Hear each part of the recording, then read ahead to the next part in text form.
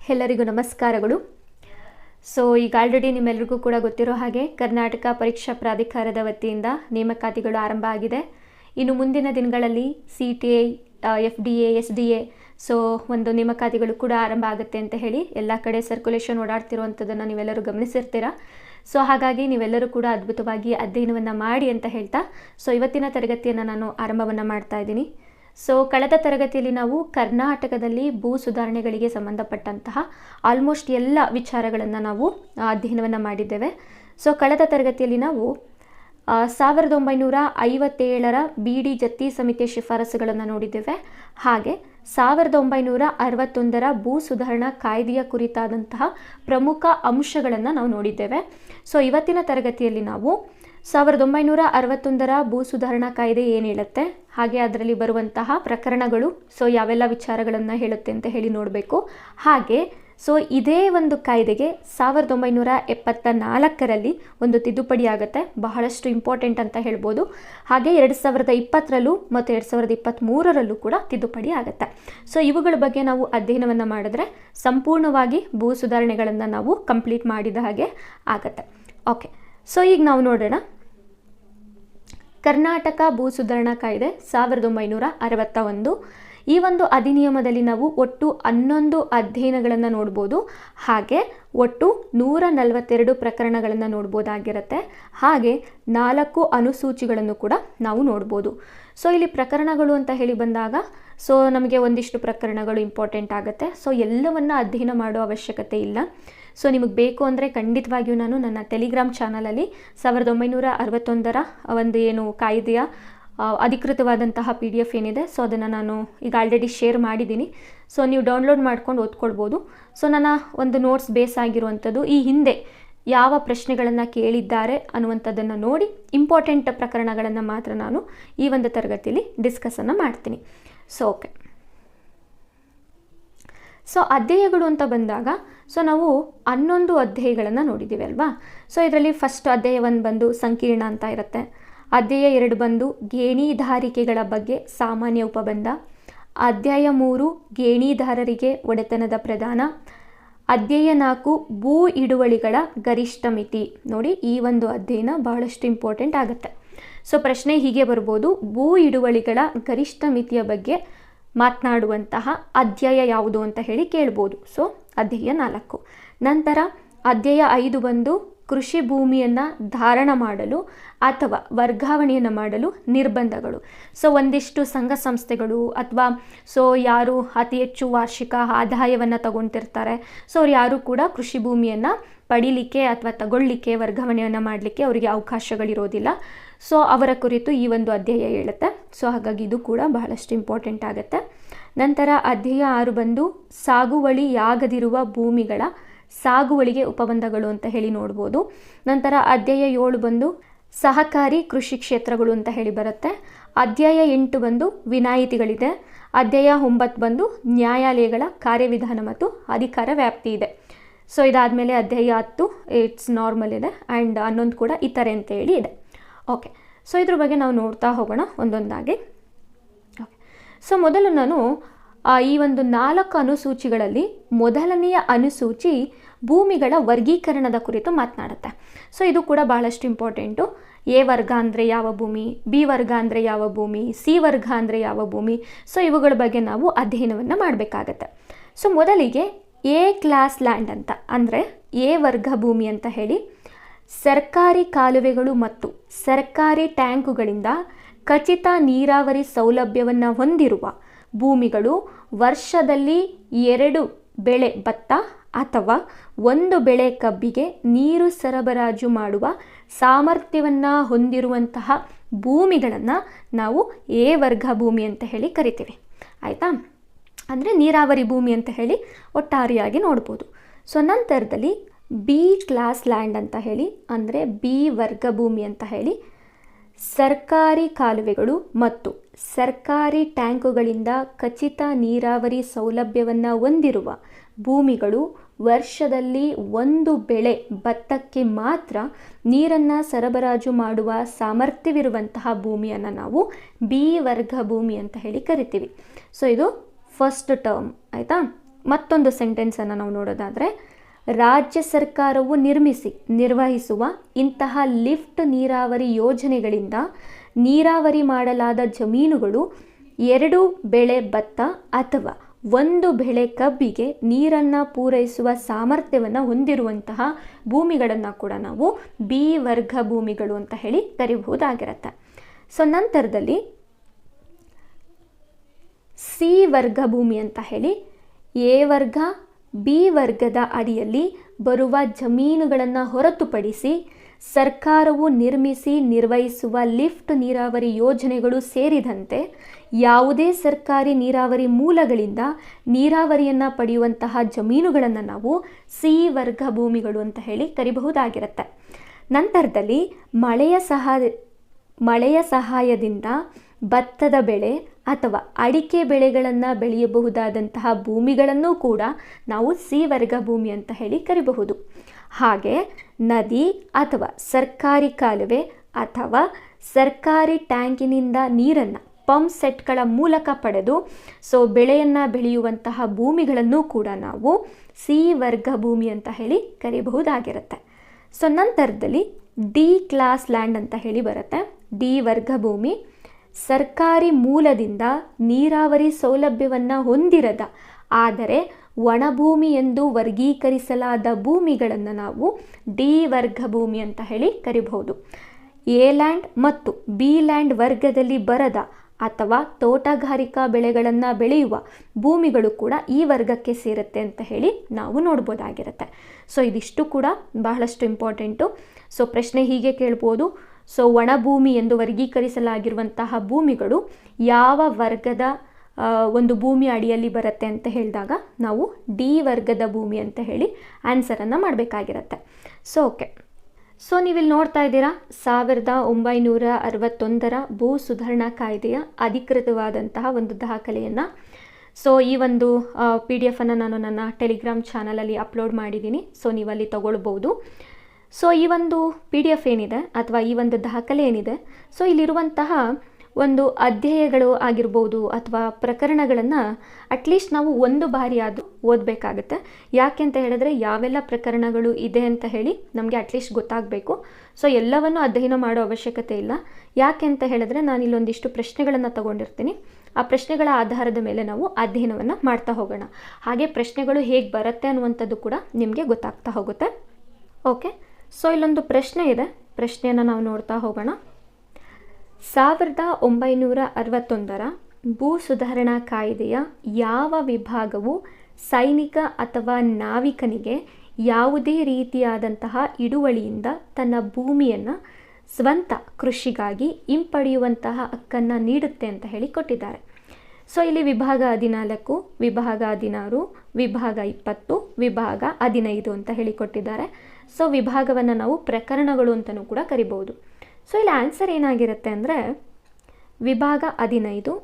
ಇದಕ್ಕೆ ಆನ್ಸರ್ ಆಗಿರುತ್ತೆ. ಇಲ್ಲಿ ವಿಭಾಗ 14 ಏನು ಹೇಳುತ್ತೆ, 16 ಏನು ಹೇಳುತ್ತೆ, 20 ಏನು ಹೇಳುತ್ತೆ ಅಂತ ಹೇಳಿ ನಾವು ನೋಡ್ಕೊಳ್ಬೇಕಾಗತ್ತೆ. ಆ್ಯಕ್ಚುಲಿ 14ಅನ್ನು ತೆಗೆದುಹಾಕಿದ್ದಾರೆ 1974ರ ತಿದ್ದುಪಡಿಯ ಒಂದು ಕಾಯ್ದೆಯಲ್ಲಿ. ಹಾಗೆ 16ನೇ ವಿಭಾಗವನ್ನು ಕೂಡ ತೆಗೆದುಹಾಕಿದ್ದಾರೆ. 20ನೇ ವಿಭಾಗ ಅಂತಹ ಏನು ಇಂಪಾರ್ಟೆಂಟ್ ವಿಚಾರವನ್ನು ಹೇಳೋದಿಲ್ಲ. ನಾವು ನೋಡ್ತಾ ಹೋಗೋಣ ಮುಂದೆ. ನೋಡಿ ಇಲ್ಲಿ 15ನೇ ವಿಭಾಗ ಹೇಳ್ತಾ ಇದೆ, ಸೈನಿಕನು ಮತ್ತು ನಾವಿಕನು ಭೂಮಿಯನ್ನು ಪುನಃ ವಶಕ್ಕೆ ತೆಗೆದುಕೊಳ್ಳುವಂತಹ ಹಕ್ಕನ್ನು ನೀಡುತ್ತೆ ಅಂತ ಹೇಳಿ. ಇದಾದ ನಂತರದಲ್ಲಿ 20ನೇ ವಿಭಾಗ ಸಾಗುವಳಿಯ ಕುರಿತು ಮಾತನಾಡುತ್ತೆ. ನೀವು ಇದನ್ನು ಓದ್ಕೊಳ್ಬೋದಾಗಿರುತ್ತೆ. ನಂತರದಲ್ಲಿ 26ನೇ ಒಂದು ವಿಭಾಗ ಕೊಟ್ಟಿದ್ದೀನಿ. ಅದಕ್ಕೂ ಮೊದಲು ಇಲ್ಲೊಂದು ಪ್ರಶ್ನೆ ಇದೆ, ಅದನ್ನು ನೋಡೋಣ. 1961ರ ಕರ್ನಾಟಕ ಭೂ ಸುಧಾರಣಾ ಕಾಯ್ದೆಯು 26ನೇ ವಿಭಾಗವು ಈ ಕೆಳಗಿನ ನಿಬಂಧನೆಯನ್ನು ಮಾಡಿದೆ. ಭೂಮಿಯ ಸರಳ ಅಡಮಾನ, ಭೂಮಿಯ ಲಾಭದಾಯಕ ಅಡಮಾನ, ಭೂಮಿಯ ದೀರ್ಘಕಾಲಿಕ ಅಡಮಾನ, ಹಾಗೆ ಭೂಮಿಯ ಶಾಶ್ವತ ಅಡಮಾನ ಅಂತ ಹೇಳಿ. ನೀವಿಲ್ಲಿ ನೋಡ್ತಾ ಇದ್ದೀರಾ 26ನೇ ವಿಭಾಗವನ್ನು ಗೇಣಿದಾರನಿಗೆ ಭೂಮಿಯನ್ನು ಫಲಾನುಭವದ ಹಕ್ಕನ್ನು ಅಡಮಾನ ಮಾಡಿರುವಾಗ ಗೇಣಿದಾರಿಕೆಯನ್ನು ಸ್ಥಗಿತಗೊಳಿಸಲಾಗುವುದು ಅಂತ ಹೇಳ್ತಾ ಇದ್ದಾರೆ.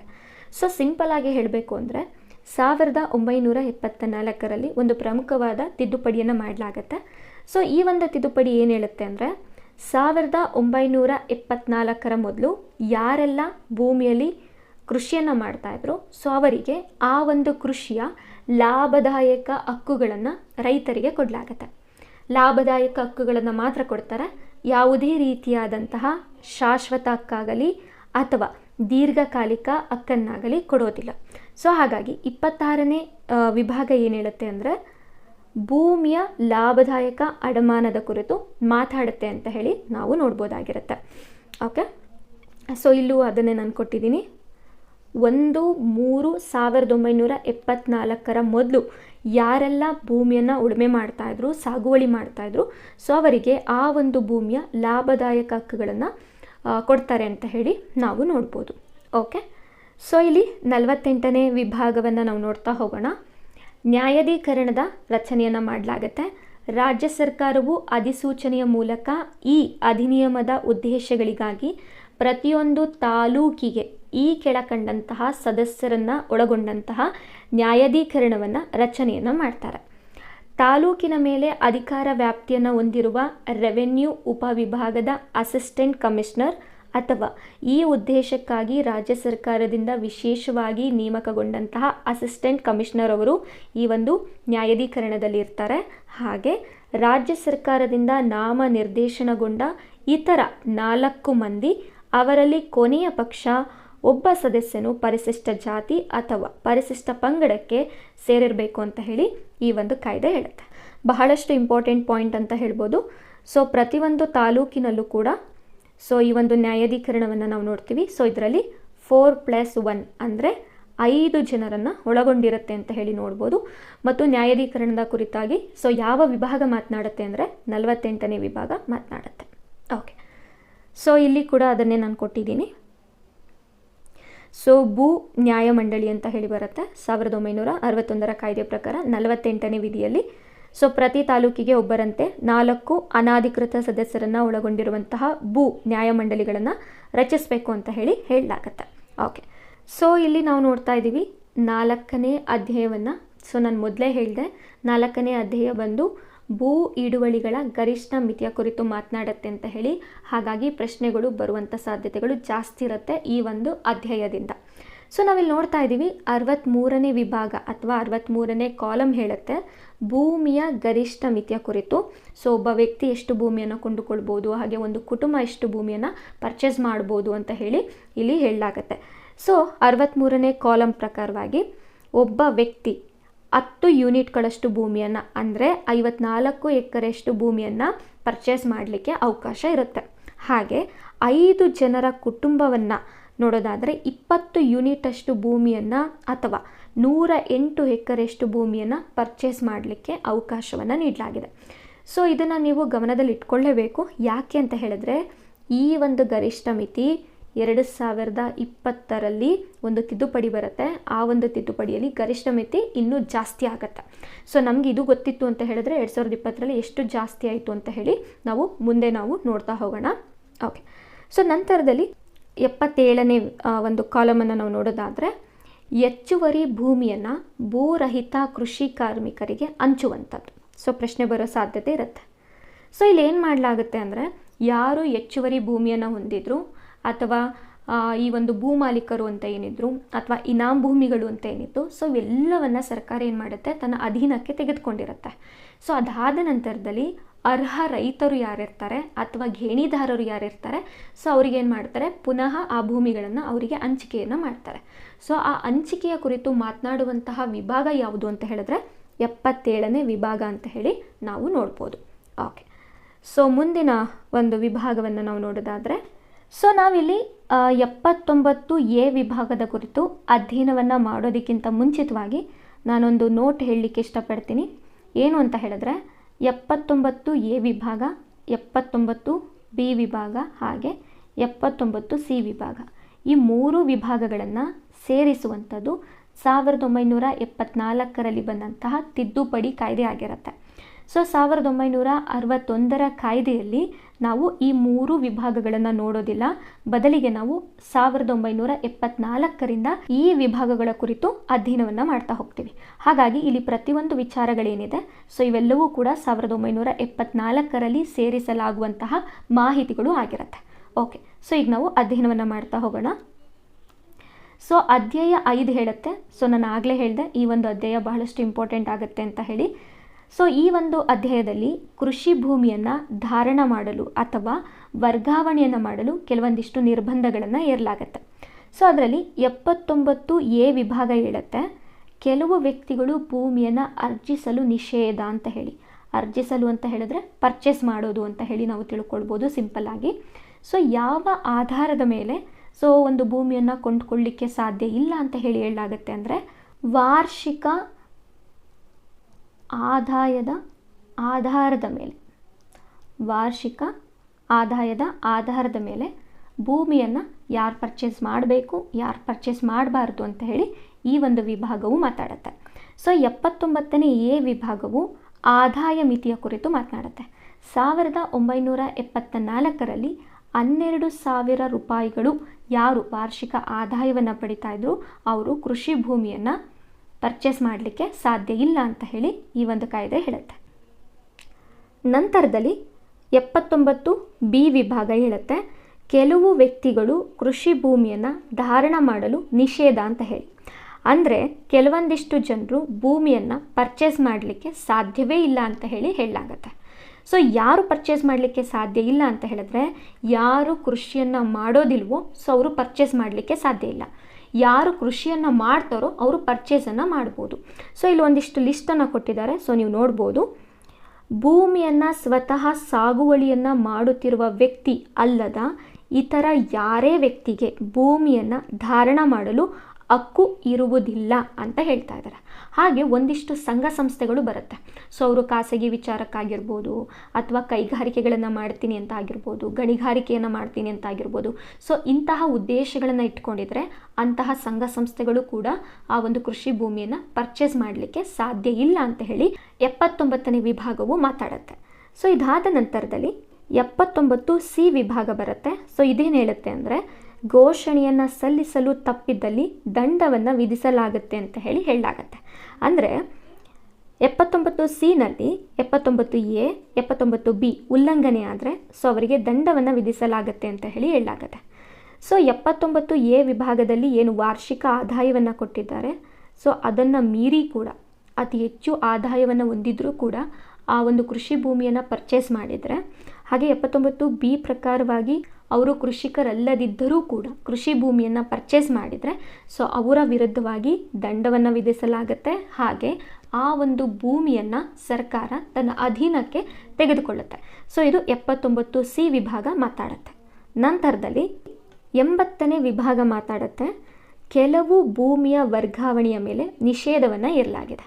ಅಂದರೆ ಭೂಮಿಯನ್ನು ವರ್ಗಾವಣೆ ಮಾಡುವಾಗ ಕೃಷಿಕರಿಗೆ ಮಾತ್ರ ವರ್ಗಾವಣೆಯನ್ನು ಮಾಡಬೇಕಂತ ಹೇಳಿ 80ನೇ ವಿಭಾಗ ಹೇಳುತ್ತೆ. ಅಂದರೆ ಸೊ ಇವಾಗ ಒಬ್ಬರು ಗೇಣಿದಾರರು ಇರ್ತಾರೆ. ಸೊ ಅವರು ಆ ಒಂದು ಸಾಗುವಳಿ ಭೂಮಿಯನ್ನು ಮತ್ತೊಬ್ಬರಿಗೆ ವರ್ಗಾವಣೆಯನ್ನು ಮಾಡಬೇಕು ಅಂತ ಹೇಳಿದ್ರೆ ಕೃಷಿಕರಿಗೆ ಮಾತ್ರ ಮಾಡಬೇಕಾಗಿರತ್ತೆ. ಅದನ್ನು ಬಿಟ್ಟು ಯಾರು ಕೃಷಿ ಮಾಡ್ತಿರೋದಿಲ್ಲ ಅಥವಾ ಖಾಸಗಿ ವ್ಯಕ್ತಿಗಳಿರ್ತಾರೆ ಸೊ ಅವರಿಗೆ ವರ್ಗಾವಣೆಯನ್ನು ಮಾಡಲಿಕ್ಕೆ ನಿಷೇಧ ಅಂಥೇಳಿ 80ನೇ ವಿಭಾಗ ಮಾತಾಡುತ್ತೆ. ಸೊ ಇದಾದ ನಂತರದಲ್ಲಿ 126ನೇ ಒಂದು ವಿಭಾಗ ಮಾತನಾಡುತ್ತೆ ಇನಾಮ್ ಭೂಮಿಗಳ ಕುರಿತು. ಸೊ ನಾವು ಇಂದಿನ ತರಗತಿಯಲ್ಲಿ ಅಧ್ಯಯನವನ್ನು ಮಾಡಿದ್ದೀವಿ. 1954ರಲ್ಲಿ ಇನಾಮ್ ಕಾಯ್ದೆ ಬರುತ್ತೆ. ಸೊ ಅದು ವೈಯಕ್ತಿಕ ಮತ್ತು ವಿವಿಧ ರೀತಿಯ ಇನಾಮ್ ಭೂಮಿಗಳನ್ನು ರದ್ದು ಮಾಡ್ತಾರೆ. ಹಾಗೆ 1955ರಲ್ಲಿ ಧಾರ್ಮಿಕ ಮತ್ತು ದತ್ತಿ ಸಂಸ್ಥೆಗಳಿಗೆ ನೀಡಲಾಗಿದ್ದಂತಹ ಇನಾಮ್ ಭೂಮಿಗಳನ್ನು ರದ್ದತಿಯನ್ನು ಮಾಡ್ತಾರೆ. ಸೊ ಹಾಗಾಗಿ 1961ನೇ ಕಾಯ್ದೆಯಲ್ಲೂ ಕೂಡ ಇನಾಮ್ ಭೂಮಿಗಳ ಬಗ್ಗೆ ಮಾತಾಡ್ತಾರೆ. ಸೊ ಅದು ಯಾವ ವಿಭಾಗ ಅಂತ ಹೇಳಿದ್ರೆ 126ನೇ ವಿಭಾಗ. ಸೊ ಇದಾದ ನಂತರದಲ್ಲಿ 127ನೇ ವಿಭಾಗ ಬಡ ಗೇಣಿದಾರರಿಗೆ ಕಾನೂನು ನೆರವನ್ನು ಕೊಡಬೇಕು ಅಂತ ಹೇಳಿ ಈ ಒಂದು ಕಾಯ್ದೆ ಹೇಳುತ್ತೆ ಅಂತ ಹೇಳಿ ನಾವು ನೋಡ್ಬೋದಾಗಿರುತ್ತೆ. ಸೊ ಇದಿಷ್ಟೂ ಕೂಡ ಬಹಳಷ್ಟು ಇಂಪಾರ್ಟೆಂಟ್ ಆಗಿರುವಂತಹ ವಿಭಾಗಗಳಾಗಿರುತ್ತೆ. ಸೊ ಈ ವಿಭಾಗಗಳು ಯಾಕೆ ಇಂಪಾರ್ಟೆಂಟ್ ಅಂತ ಹೇಳಿದ್ರೆ 1974ನೇ ತಿದ್ದುಪಡಿ ಆಗಿರ್ಬೋದು ಅಥವಾ 2020ರಲ್ಲಿ ಬರುವಂತಹ ತಿದ್ದುಪಡಿ ಆಗಿರ್ಬೋದು. ಸೊ ಎಲ್ಲವೂ ಕೂಡ ಈ ವಿಭಾಗಗಳ ಮೇಲೆ ಡಿಪೆಂಡ್ ಆಗಿರುತ್ತೆ. ಹಾಗಾಗಿ ಸೊ ಮುಂದೆ ಯಾವೆಲ್ಲ ರೀತಿಯಾದಂಥ ತಿದ್ದುಪಡಿ ಆಗುತ್ತೆ ಅಂತ ಹೇಳಿ ನೋಡ್ತಾ ಹೋಗೋಣ. ಓಕೆ, ಸೊ ಇಲ್ಲಿ ಒಂದು ಪ್ರಶ್ನೆ ಇದೆ, ನೋಡ್ತಾ ಹೋಗೋಣ. ಈ ಕೆಳಗಿನ ಯಾವ ಮುಖ್ಯಮಂತ್ರಿಯು ಕರ್ನಾಟಕದಲ್ಲಿ ಭೂ ಸುಧಾರಣೆಗಳನ್ನು ಜಾರಿಗೆ ತಂದರು ಅಂತ ಹೇಳಿಕೊಟ್ಟಿದ್ದಾರೆ? ವೀರೇಂದ್ರ ಪಾಟೀಲ್, ರಾಮಕೃಷ್ಣ ಹೆಗಡೆ, KC ರೆಡ್ಡಿ, ಡಿ ದೇವರಾಜ್ ಅರಸ್ ಅಂತ ಹೇಳಿ. ಸೊ ಇದ್ರ ಬಗ್ಗೆ ನಾವು ಅಧ್ಯಯನವನ್ನು ಮಾಡೋಣ, ನಂತರ ಇದಕ್ಕೆ ಉತ್ತರವನ್ನು ಕೊಡೋಣ. ಓಕೆ, 1974ರ ಭೂ ಸುಧಾರಣಾ ತಿದ್ದುಪಡಿ ಕಾಯ್ದೆ 1973ರಲ್ಲಿ ಶಾಸನ ಸಭೆಯಲ್ಲಿ ಮಂಡನೆಯಾಗತ್ತೆ. ಸೊ ಇದು 1974ರಲ್ಲಿ ಜಾರಿಯಾಗತ್ತೆ. ಭೂ ಸುಧಾರಣೆಗಳಿಗೆ ಸಂಬಂಧಪಟ್ಟಂತಹ ನಿಜವಾದ ಶಾಸನ ಅಂತ ಹೇಳಿ ಈ ಒಂದು ತಿದ್ದುಪಡಿ ಕಾಯ್ದೆಯನ್ನು ಕರೆಯಲಾಗುತ್ತೆ.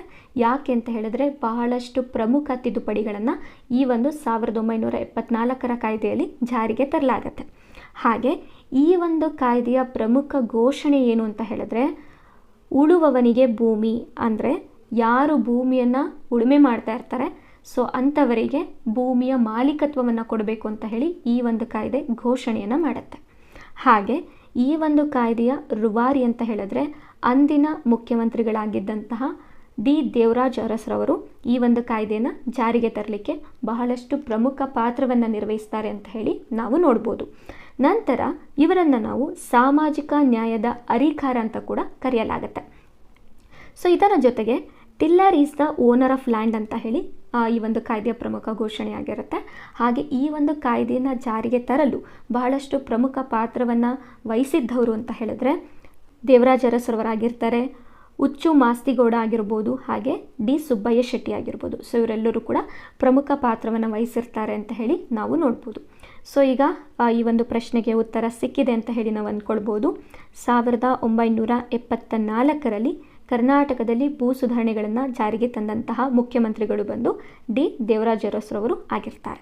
ಓಕೆ, ಸೊ ಇದ್ರ ಬಗ್ಗೆ ನಾವು ನೋಡ್ತಾ ಹೋಗೋಣ. 1974ರಲ್ಲಿ ಕರ್ನಾಟಕ ಭೂ ಸುಧಾರಣಾ ತಿದ್ದುಪಡಿ ಕಾಯ್ದೆ ಜಾರಿಗೆ ಬರುತ್ತೆ. 1961ರ ಕಾಯ್ದೆಗೆ ಹಲವಾರು ಪ್ರಮುಖ ತಿದ್ದುಪಡಿಗಳನ್ನು ಜಾರಿ ಮಾಡಲಾಗುತ್ತೆ. ಹಾಗೆ ಈ ಒಂದು ಪ್ರಕ್ರಿಯೆಯು 1984 ಮತ್ತು 85ರವರೆಗೆ ಬಹಳಷ್ಟು ಗಂಭೀರವಾಗಿ ಚರ್ಚೆಯಲ್ಲಿರುತ್ತೆ ಅಂತ ಹೇಳಿ ನಾವು ನೋಡ್ಬೋದಾಗಿರುತ್ತೆ.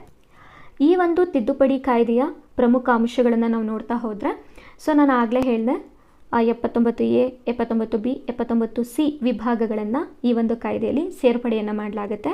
ಹಾಗೆ 63ನೇ ಪ್ರಕರಣಕ್ಕೆ ಅಥವಾ ವಿಭಾಗಕ್ಕೆ ಇಲ್ಲಿ ತಿದ್ದುಪಡಿಯನ್ನು ಕೂಡ ಸೇರಿಸಲಾಗುತ್ತೆ. ನಂತರ ಸೊ ಇಲ್ಲಿ ನಾವು 44ನೇ ವಿಭಾಗವನ್ನು ನೋಡ್ಬೋದು. ಸೊ ಈ ವಿಭಾಗ ಹೇಳುತ್ತೆ ಭೂಮಿಗಳು ರಾಜ್ಯ ಸರ್ಕಾರದಲ್ಲಿ ನಿಹಿತವಾಗುವುದು ಅಂತ ಹೇಳಿ. ಅಂದರೆ ತಿದ್ದುಪಡಿ ಮಾಡಿದ ಕಾಯ್ದೆಯು ಕಾಲಂ 44ರ ಪ್ರಕಾರ 1/4/1974 ಇದಕ್ಕೂ ಮೊದಲು ಘೋಷಿಸಲಾದ ಮತ್ತು ಹಿಡುವಳಿದಾರನ ಒಡೆತನದಲ್ಲಿರುವ ಅಥವಾ ಸ್ವಾಧೀನದಲ್ಲಿರುವ ಎಲ್ಲ ಭೂಮಿಯನ್ನು ಆ ದಿನಾಂಕದಿಂದ ವರ್ಗಾವಣೆಯನ್ನು ಮಾಡಲಾಯಿತು. ಹಾಗೆ ಸರ್ಕಾರವು ತನ್ನ ಅಧೀನಕ್ಕೆ ತೆಗೆದುಕೊಳ್ಳುತ್ತೆ ಅಂತ ಹೇಳಿ ನಾವು ನೋಡ್ಬೋದಾಗಿರುತ್ತೆ. ಸೊ ನಂತರದಲ್ಲಿ 63ನೇ ವಿಭಾಗದ ಅಡಿಯಲ್ಲಿ 1974ರಲ್ಲಿ ಒಬ್ಬ ವ್ಯಕ್ತಿ 10 ಯೂನಿಟ್ಗಳಷ್ಟು ಅಂದರೆ 54 ಎಕರೆಯಷ್ಟು ಭೂಮಿಯನ್ನು ಪರ್ಚೇಸ್ ಮಾಡ್ಬೋದಾಗಿರುತ್ತೆ. ಹಾಗೆ 5 ಜನರ ಕುಟುಂಬ 20 ಯೂನಿಟ್ಗಳಷ್ಟು ಅಂದರೆ 108 ಎಕರೆಯಷ್ಟು ಭೂಮಿಯನ್ನು ಖರೀದಿಯನ್ನು ಮಾಡ್ಬೋದಾಗಿರುತ್ತೆ. 1974ನೇ ತಿದ್ದುಪಡಿಯ ಮೂಲಕ ಈ ಒಂದು ವಿಚಾರವನ್ನು ಸೇರ್ಪಡೆಯನ್ನು ಮಾಡಲಾಗುತ್ತೆ. ಅದಾದ ನಂತರದಲ್ಲಿ 79A ವಿಭಾಗದ ಅಡಿಯಲ್ಲಿ ಆದಾಯ ಮಿತಿಯನ್ನು ನೋಡ್ತೀವಿ. 1974ರಲ್ಲಿ 12,000 ರೂಪಾಯಿಗಳ ಆದಾಯ ಮಿತಿಯನ್ನು ನೋಡಿದ್ರೆ 1992 ಮತ್ತು 93ನೇ ಸಾಲಿನಲ್ಲಿ 2 ಲಕ್ಷ ಆದಾಯ ಮಿತಿಯನ್ನು ನೋಡ್ತೀವಿ. ಹಾಗೆ 2015ರಲ್ಲಿ 25 ಲಕ್ಷ ರೂಪಾಯಿಗಳ ಆದಾಯ ಮಿತಿಯನ್ನು ನಾವು ನೋಡ್ಬೋದಾಗಿರುತ್ತೆ. ಅಂದರೆ 2015ರ ನಂತರ ಯಾರು 25 ಲಕ್ಷ ರೂಪಾಯಿಗಳು ವಾರ್ಷಿಕ ಆದಾಯವನ್ನು ಪಡೀತಾರೆ ಅವರು ಕೃಷಿ ಭೂಮಿಯನ್ನು ಪರ್ಚೇಸ್ ಮಾಡೋ ಹಾಗಿಲ್ಲ ಅಂತ ಹೇಳಿ 1974ರ ಒಂದು ತಿದ್ದುಪಡಿ ಕಾಯ್ದೆ ಹೇಳುತ್ತೆ ಅಂತ ಹೇಳಿ ನಾವು ನೋಡ್ಬೋದು. ನಂತರ 79B ವಿಭಾಗದಲ್ಲಿ ಯಾರು ಭೂಮಿಯನ್ನು ಖರೀದಿಸಬಹುದು ಅಂದರೆ ಕೃಷಿಕರು ಮಾತ್ರ ಭೂಮಿಯನ್ನು ಖರೀದಿ ಮಾಡಬಹುದು ಅಂತ ಹೇಳಿ 1974ರಲ್ಲಿ ಸೇರಿಸಲಾಗುತ್ತೆ. ಹಾಗೆ 79C ವಿಭಾಗದಲ್ಲಿ 79A ಮತ್ತು 79B ವಿಭಾಗವನ್ನು ಯಾರು ಉಲ್ಲಂಘನೆಯನ್ನು ಮಾಡಿರ್ತಾರೆ ಸೊ ಅವರಿಗೆ ದಂಡವನ್ನು ವಿಧಿಸಲಾಗುತ್ತೆ. ಹಾಗೆ ಅವರ ಭೂಮಿಯನ್ನು ಸರ್ಕಾರ ಮುಟ್ಟುಗೋಲು ಹಾಕೊಳ್ಳುತ್ತೆ ಅಂತ ಹೇಳಿ ನಾವು ನೋಡ್ಬೋದು. ಸೊ ಇದಾದ ನಂತರ 1974ರಲ್ಲಿ ಮತ್ತೊಂದಿಷ್ಟು ಅಂಶಗಳನ್ನು ಸೇರ್ಪಡೆಯನ್ನು ಮಾಡಲಾಗುತ್ತೆ. ಸೊ ಭೂಮಿಯನ್ನು ಕಳೆದುಕೊಂಡ ವ್ಯಕ್ತಿ ನ್ಯಾಯಾಲಯದಲ್ಲಿ ಮೊಕದ್ದಮೆಯನ್ನು ಹೂಡ್ಬೋದಾಗಿರುತ್ತೆ. 1974ರಲ್ಲಿ 1961ರ ಕಾಯ್ದೆನಲ್ಲಿ ಏನು ಭೂಮಿಯನ್ನು ಸರ್ಕಾರ ತನ್ನ ಅಧೀನಕ್ಕೆ ತೆಗೆದುಕೊಂಡಿತ್ತು ಅಂತಹ ಭೂಮಿಯನ್ನು ಅರ್ಹ ರೈತರಿಗೆ ನೀಡಲಾಗತ್ತೆ. ಸೊ ಇದರಿಂದ ಏನಾಗುತ್ತೆ ಅಂದರೆ ಭಾಳಷ್ಟು ಭೂಮಾಲೀಕರಿಗೆ ಇದು ಒಂದು ರೀತಿ ವಿರೋಧ ತಂದಿದ್ದ ರೀತಿಯಲ್ಲಿ ಆಗುತ್ತೆ. ಅಂದರೆ ಈಗ ಯಾರು ಅತಿ ಹೆಚ್ಚಿನ ಆದಾಯವನ್ನು ಹೊಂದಿರ್ತಾರೆ ಅವರು ಭೂಮಿಯನ್ನು ಪರ್ಚೇಸ್ ಮಾಡೋ ಹಾಗಿಲ್ಲ. ಸೊ ಈ ಮೊದಲು ಯಾರು ಅಂತಹ ಭೂಮಿಯನ್ನು ಪಡೆದಿದ್ರು ಸೊ ಅವ್ರಿಗೆ ಎಷ್ಟು ಕೃಷಿಯನ್ನು ಮಾಡಬೇಕು ಅಷ್ಟು ಮಾತ್ರ ಅವರು ಭೂಮಿಯನ್ನು ಉಳಿಸ್ಕೊಂಡು ಮಿಕ್ಕ ಎಲ್ಲ ಭೂಮಿಯನ್ನು ಸರ್ಕಾರ ತನ್ನ ಅಧೀನಕ್ಕೆ ತೆಗೆದುಕೊಳ್ತಾ ಇರುತ್ತೆ. ಸೊ ಇವೆಲ್ಲವನ್ನು ಗಮನಿಸಿದಂತಹ ಈ ಭೂ ಮಾಲೀಕರು ಏನು ಮಾಡ್ತಾರೆ ಅಂದರೆ ಈ ಒಂದು ಕಾಯ್ದೆಯ ಕುರಿತಾಗಿ ಸುಪ್ರೀಂ ಕೋರ್ಟಲ್ಲಿ ಅರ್ಜಿಯನ್ನು ಸಲ್ಲಿಕೆಯನ್ನು ಮಾಡ್ತಾರೆ. ಸೊ ಇದು ಒಂದು ಕೇಸ್ ಬರುತ್ತೆ, ಶ್ರೀನಿವಾಸ ರಾಘವಾಚಾರ್ಯ ಇತರರು ಮತ್ತು ವಿರುದ್ಧ ಕರ್ನಾಟಕ ಸರ್ಕಾರ ಅಂತ ಹೇಳಿ. ಸೊ 1974ರ ತಿದ್ದುಪಡಿ ಕಾಯ್ದೆಯನ್ನು ಪ್ರಶ್ನೆಯನ್ನು ಮಾಡಿ ಸುಪ್ರೀಂ ಕೋರ್ಟಿಗೆ ಅರ್ಜಿಯನ್ನು ಸಲ್ಲಿಸ್ತಾರೆ ಅಂತ ಹೇಳಿ ನೋಡ್ಬೋದು. ಹಾಗೆ ಬಹಳಷ್ಟು ವಿಚಾರಣೆಗಳು ಕೂಡ ಆಗುತ್ತೆ. ಅದಾದ ನಂತರದಲ್ಲಿ 1974ರ ಕಾಯ್ದೆಯಲ್ಲಿ ಅಂದರೆ ತಿದ್ದುಪಡಿ ಕಾಯ್ದೆಯಲ್ಲಿ ತಂದಿರುವಂತಹ ಏನು ಅಂಶಗಳಿರುತ್ತೆ ಸೊ ಅದು ರೈತರಿಗೆ ರಕ್ಷಣೆಯನ್ನು ಕೊಡುವ ರೀತಿಯಲ್ಲಿದೆ ಅಂತ ಹೇಳಿ ಸೊ ಆ ಒಂದು ಕಾಯ್ದೆಯನ್ನು ಜಾರಿ ಮಾಡ್ತಾರೆ ಅಂತ ಹೇಳಿ ನಾವು ನೋಡ್ಬೋದಾಗಿರುತ್ತೆ. ಓಕೆ, ಸೊ ನಂತರದಲ್ಲಿ ಆ ಸಮಯದಲ್ಲಿ ಭೂದಾತರಿಗೆ ನೋಂದಾವಣಿಯನ್ನು ಮಾಡಿಕೊಳ್ಳಿಕ್ಕೆ ಅವಕಾಶ ಮಾಡಿಕೊಡ್ಲಾಗತ್ತೆ. ಅರ್ಹರಾಗಿರುವ ಎಲ್ಲ ವ್ಯಕ್ತಿಗಳು ಸಂಬಂಧಪಟ್ಟ ತಾಲೂಕು ಭೂ ನ್ಯಾಯಮಂಡಳಿಗೆ ಅರ್ಜಿಯನ್ನು ಸಲ್ಲಿಸಲಿಕ್ಕೆ ಅವಕಾಶವನ್ನು ಕೂಡ ಕೊಡಲಾಗತ್ತೆ. ನಂತರದಲ್ಲಿ 80ನೇ ಕಾಲಂ ಹೇಳುತ್ತೆ ಕೃಷಿ ಭೂಮಿಯನ್ನು ಕೃಷಿಕರಿಗೆ ಮಾತ್ರ ವರ್ಗಾವಣೆಯನ್ನು ಮಾಡಬೇಕು, ಬೇರೆಯವರಿಗೆ ವರ್ಗಾವಣೆಯನ್ನು ಮಾಡುವಂತಿಲ್ಲ ಅಂತ ಹೇಳಿ ಕಡ್ಡಾಯವಾಗಿ ಈ ಒಂದು ಕಾನೂನನ್ನು ಜಾರಿಗೆ ತಗೊಂಡ್ಬರ್ತಾರೆ. ನಂತರದಲ್ಲಿ 1974ರ ಕರ್ನಾಟಕ ಕಾಯ್ದೆಯು ಭೂಮಿ ಗುತ್ತಿಗೆ ನೀಡುವಂಥದ್ದನ್ನು ನಿಷೇಧವನ್ನು ಮಾಡುತ್ತೆ, ತನ್ನ ಅಧೀನಕ್ಕೆ ತೆಗೆದುಕೊಳ್ತಾ ಇರುತ್ತೆ. ಸೊ ಇವೆಲ್ಲವನ್ನು ಗಮನಿಸಿದಂತಹ ಈ ಭೂ ಮಾಲೀಕರು ಏನು ಮಾಡ್ತಾರೆ ಅಂದರೆ ಈ ಒಂದು ಕಾಯ್ದೆಯ ಕುರಿತಾಗಿ ಸುಪ್ರೀಂ ಕೋರ್ಟಲ್ಲಿ ಅರ್ಜಿಯನ್ನು ಸಲ್ಲಿಕೆಯನ್ನು ಮಾಡ್ತಾರೆ. ಸೊ ಇದು ಒಂದು ಕೇಸ್ ಬರುತ್ತೆ, ಶ್ರೀನಿವಾಸ ರಾಘವಾಚಾರ್ಯ ಇತರರು ಮತ್ತು ವಿರುದ್ಧ ಕರ್ನಾಟಕ ಸರ್ಕಾರ ಅಂತ ಹೇಳಿ. ಸೊ 1974ರ ತಿದ್ದುಪಡಿ ಕಾಯ್ದೆಯನ್ನು ಪ್ರಶ್ನೆಯನ್ನು ಮಾಡಿ ಸುಪ್ರೀಂ ಕೋರ್ಟಿಗೆ ಅರ್ಜಿಯನ್ನು ಸಲ್ಲಿಸ್ತಾರೆ ಅಂತ ಹೇಳಿ ನೋಡ್ಬೋದು. ಹಾಗೆ ಬಹಳಷ್ಟು ವಿಚಾರಣೆಗಳು ಕೂಡ ಆಗುತ್ತೆ.